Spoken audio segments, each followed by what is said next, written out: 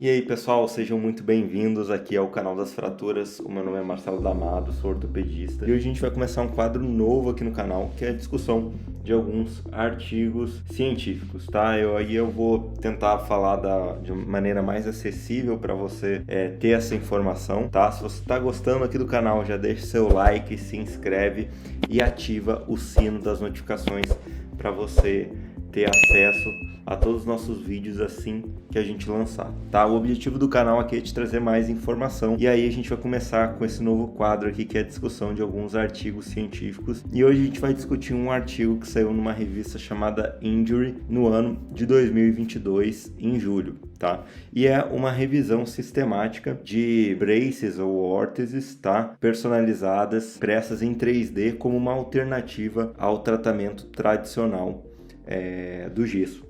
Então a gente sabe que tecnologia e impressão 3D está cada vez mais presente na área médica, na medicina e na ortopedia. Ela veio revolucionar até com implantes e tudo, e tem o gesso 3D, tá? Antes de começar, eu quero dizer que a Fixit é minha parceira aqui no canal, eu sou sócio da Fixit, que é uma empresa de impressão 3D de órtese, está presente no Brasil em mais de 10 países aí no mundo. Se você quiser conhecer um pouquinho mais sobre o gesso 3D, essa tecnologia aí que está revolucionando o tratamento aqui das fraturas, das lesões ortopédicas, quando você precisa ficar imobilizado, te dá muito mais conforto, é muito mais leve. Eu vou deixar o site deles aqui embaixo, tá? Na descrição, dá uma olhadinha lá e também vai aparecer aqui na tela para você poder acessar. Se você é profissional de saúde, quer levar isso aí para o seu hospital, para a sua clínica, tá? Ou na sua prática, tem vários modelos de negócio que você pode fazer, então dá uma olhadinha lá no site também para saber mais, tá? E esse artigo, então, ele foi publicado em julho de 2022, então é um artigo bem recente, tá? Pelo pessoal aí de Netherlands, que é da Holanda, tá? Ou dos Países Baixos, e aí ele avaliou 12 diferentes artigos em relação à tecnologia usada para fazer essa impressão e como que eles fazem, se eles escaneiam ou se eles não escaneiam, tá? E a questão clínica também dos estudos clínicos envolvendo fraturas aí do rádio distal. O que você tem que saber? Você tem que saber que a fratura do rádio distal é muito comum, ela faz parte aproximadamente ali 20% de todas as fraturas e apesar do desenvolvimento de alguns tratamentos cirúrgicos, né, como placas, fios de Kirchner, fixador externo, dependendo do tipo da fratura, se for uma fratura simples e sem desvio ou minimamente desviada, é feita ou não uma manobra de redução, se houver necessidade, então é feita a imobilização com o gesso, tá? A tecnologia 3D para fraturas com desvio não é tão utilizada, mas ela pode ser muito bem utilizada no pós-operatório, no pós-cirúrgico e também nas fraturas sem desvio. A gente já tem alguma evidência clínica que isso está sendo utilizado. E o gesso, né, a gente sabe que tem os pacientes, eles reclamam muito do peso, né? É desconfortável, tem problema para fazer higiene, fica com mau cheiro, causa irritação da pele, causa complicações na pele também.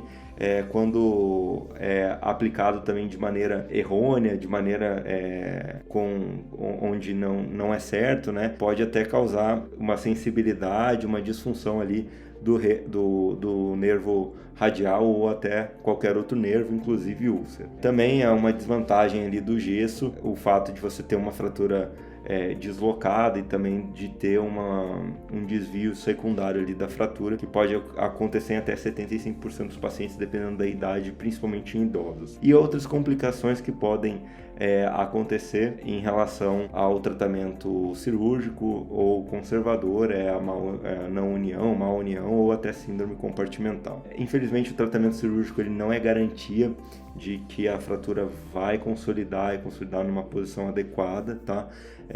E a gente precisa ainda melhorar os implantes que a gente tem placas bloqueadas, com ângulo variável atualmente, que ajudam bastante, mas dependendo da fratura, isso pode não ser garantia de sucesso, né?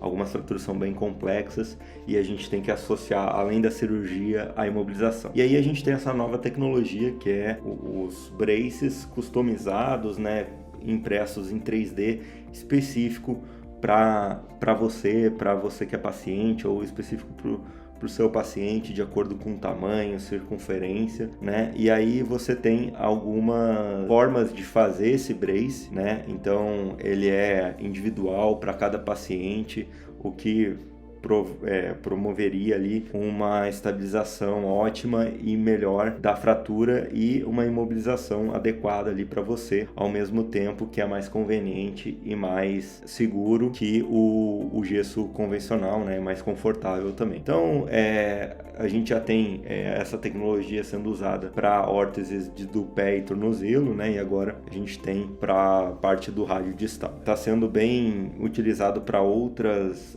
lesões que não fraturas, mas agora também tem alguns estudos que estão utilizando para o tratamento das fraturas do rádio distal. Então foi feita uma busca na literatura, né? Se usou o banco de dados do PubMed, que é um site americano, tá? Onde eles procuraram alguns termos, tá? Como 3D, brace 3D, designs, fratura do rádio distal, órtese, alguns splints, enfim, utilizaram alguns termos e aí identificaram 12 publicações, 12 artigos, tá? 5 foram feitos na Europa, 4 foram feitos na América do Norte e 3 na China, tá? E a maioria dos designs aí dessas órteses foram feitas para o tratamento das fraturas do rádio distal e outras foram feitas para o desenvolvimento de fraturas do antebraço, né, do rádio e da ulna, fraturas do punho em crianças e sem especificação da fratura. E aí a gente tem o processo do design, né? Cada artigo utilizou uma tecnologia diferente, tá? O que normalmente eles faziam? Eles usavam uma imagem, tá? Ou um scanner 3D, tá? Que a gente faz o escaneamento do braço certinho e aí isso faz um arquivo STL, que é um arquivo em 3D, e a partir desse escaneamento é feito a órtese em cima desse modelo e então a impressão.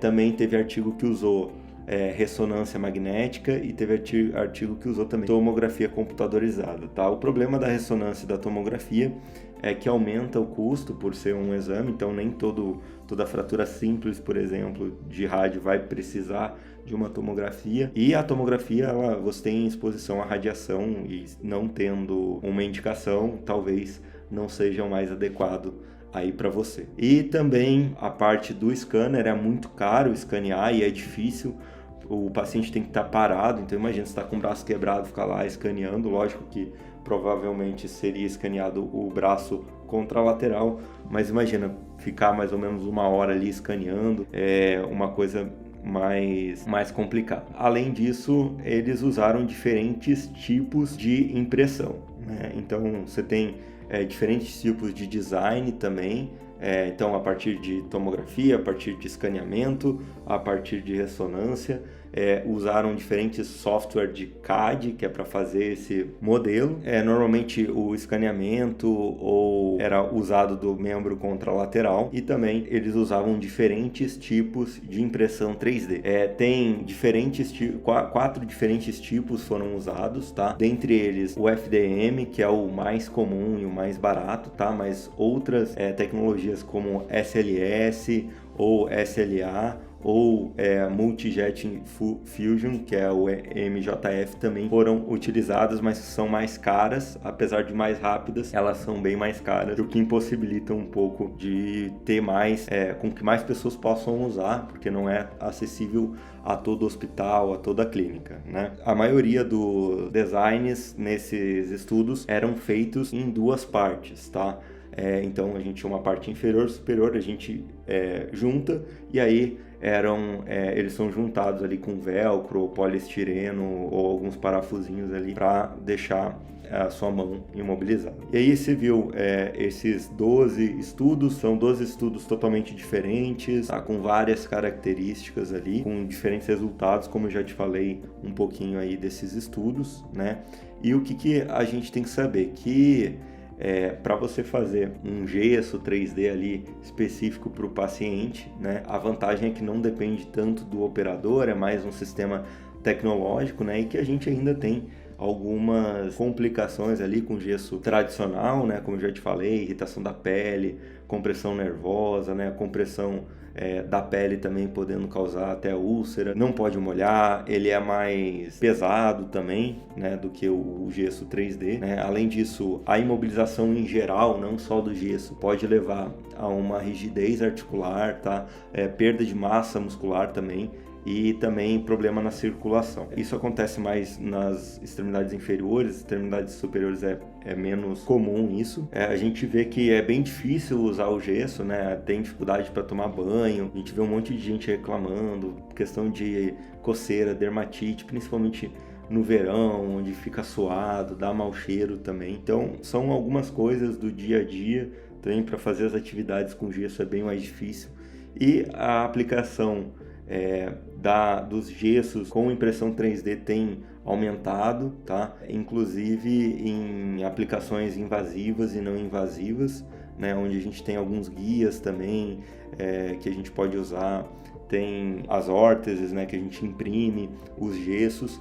E normalmente o gesso 3D ele é mais leve que o gesso convencional, ele é resistente à água, então você pode tomar um banho sem nenhum problema, e normalmente ele tem uma resistência mecânica maior, então ele não quebra com tanta facilidade. E das tecnologias ali que a gente viu, que esse estudo mostrou que a FDM é a mais comum usada na impressão 3D, né? Porque ela é mais barata e ela também permite ali a criação de alguns complexos geométricos, tá? Com bastante resistência e precisão. As estruturas dos gessos em 3D, você vê que elas são furadinhas assim, e isso favorece a ventilação e deixa a sua pele respirar ali, tá? E facilita ali sua higiene pessoal e melhora também a parte estética durante o seu tratamento, tá? Algumas desvantagens e limitações que o artigo vê do uso dos braces 3D, né? Dessas órteses do gesso 3D, a necessidade de alguma imagem, né? A necessidade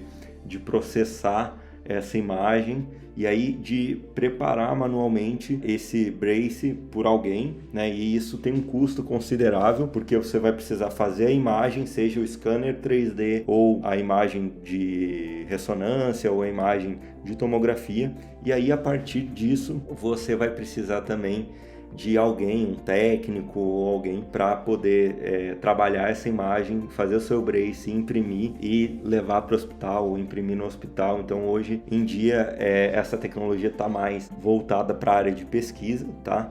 Entretanto, o uso personalizado aqui dos braces 3D tá sendo mais, existe já uma regulamentação dentro dessa área, né? E precisa ser mais explorada para deixar um uso para todo mundo. E é isso que a Fixit faz. Ela tem uma tecnologia revolucionária que até então não tinha sido nem descrito aqui nesses artigos, por exemplo, porque ela usa uma camada só, você não precisa do scanner 3D, basta apenas medir o seu membro com uma fita métrica, e aí você já tira essa necessidade do escaneamento ou de um processo de imagem, coloca no software, ele já manda para a impressora, imprime, e você pode aplicar no paciente em 3 a 4 horas, tá? Dependendo do tamanho, tem os tamanhos standard, então a gente já imprimiu mais de 15 mil órteses e já fez toda uma inteligência vendo qual que é mais comum. Então você tem o tamanho PP, pequeno, médio, grande, extra grande, e aí a gente tem um molde, você coloca ali no paciente, já vê qual que é e já pode deixar até impresso, pronto para fazer a aplicação, tá? A aplicação demora um pouquinho mais, porque a gente precisa moldar no paciente como gesso, mas é uma tecnologia que tá indo bem avançada, tem várias soluções, tá? Não tem só para rádio distal, tem solução para dedo em gatilho, tem solução para fratura do metacarpo, tem solução para o pé e tornozelo, tem bota ortopédica, tem solução para o antebraço, antebraço palmar, tem brace do húmero também para tratar fratura diafisária de húmero, né? Enfim, se você quiser dar uma olhada, eu vou deixar aqui na descrição o site aqui da Fixit para você olhar.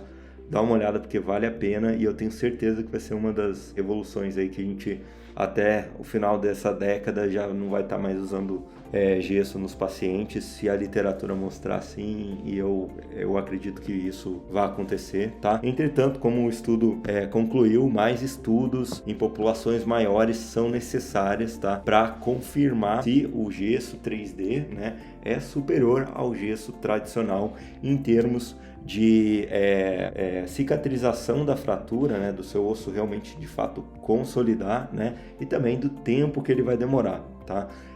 Também existe o risco de complicações ali da fratura, algumas lesões de pele, se isso realmente melhora em relação ao gesso convencional ou não, né? E também a gente tem que ver como que o paciente se sente, como que você vai se sentir durante o seu tratamento, e também a questão de conforto e qualidade de vida, que eu tenho certeza assim, que melhora, mas a gente precisa de estudos e evidência científica que de fato isso vai acontecer, e é isso, essa mensagem aí desse artigo, tá, que saiu na Injury, e eu acho que tem tudo aí para essa tecnologia estar cada vez mais acessível para todo mundo, e é muito bom ter uma empresa brasileira aí que está na vanguarda dessa tecnologia. Se você gostou aqui do vídeo, já deixa o seu like, se inscreve no canal para ter mais vídeos assim, e também eu vou pedir para você compartilhar esse vídeo com quem você acha que possa gostar. Seja bem-vindo aqui ao canal das Fraturas. Um abraço e uma ótima recuperação para você.